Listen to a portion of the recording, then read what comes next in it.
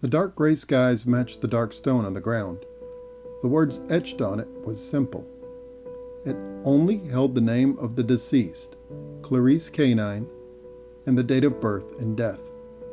She was only 22 years old on the day of her tragic death. Somehow, the green grass around it gave the grave a sense of regalness that Clarice never felt or desired in life, as if God was honoring her for her sacrifice. "You know, I keep expecting the doors to open," Derek said to the stone, his ears folded back, tail tucked down. A simple collared shirt hung on him that was nearly 2 sizes too big now. "It's as if I should look to the door and see you there, coming inside, still smiling just as big, humming that stupid tune that you used to hum all the time."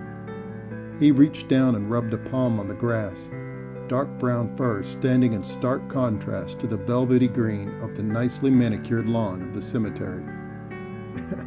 "Look at me, still trying to reach down and touch your hand like I always did when we spoke." His voice caught as if the laughter held there for just a moment before it turned to sorrow. "I can see you down there, reaching up somehow. I know when it happened. When you did what you did, you told me not to cry or worry. You kept saying that. Live in joy and happiness for us both, you told me." No matter how hard he tried, he kept seeing the image in his brain. The bloody bumper. The driver, a Servine who had been drinking way too much and had no recognition that he wasn't even on the road anymore, that his truck was no longer moving. His fiancée lay almost where he was standing just a moment ago. He would live simply because she saw it first, because she was looking at the street when he was looking into the store window talking about adopting a pet. Her sacrifice so he might live. A raindrop landed on the back of his hand paw. A second one landed close to the first, thick, fat, and heavy, like the tears he had shed so many times before over the past few weeks in this very spot. The only one he had ever loved, ever could love, it felt, taken so quickly for such a senseless thing as a last call and a drunk driver. The rain came down like a sheet of living water, embracing the small city and the mourning canine within it. Each cold drop felt like a reminder when he and her showered together in the house for the first time. The thunder that soon followed was a signal of what happened next, when the water heater gave out in a spectacular fashion and rocketed its way through the roof and onto the lawn. He leaned back, lifting his muzzle to the sky, his ears pinned to his head in sorrow. Each tear he felt mixed with the cold water of the rain, pieces of his sorrow washing away in the dark storm. Another memory came. Clarice sitting by the window, watching the storm pass over the small house. "I hate the rain," he grumbled as he walked over to her. She looked up at him, gave him a smile, and a simple tip of her ear before turning back to the drama of the storm. "I love it," she replied. "I never understood why. How could anyone like weather like this?" He looked down at his fiancée. A clap of thunder rang out through the house as if to emphasize his point. "Because, silly," she said as she watched the fat raindrops crash into the street. "It's soothing. It's cleansing.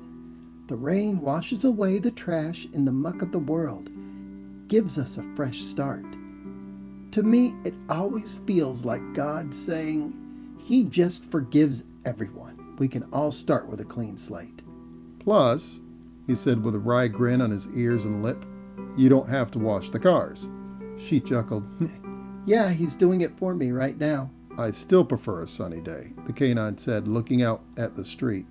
Usually the memories stopped there, but as the canine sat in the grass and the growing mud puddle around him, looking upward at the storm, the memory continued. Now Clarice looked upward at him with a warm smile and a gentle wag of comfort. "If I go before you," she said, touching his hand paw in that comforting way they both liked so much, "I want you to look for me in the rain. That's how you know that wherever I am, I'm okay. I want you to be okay too.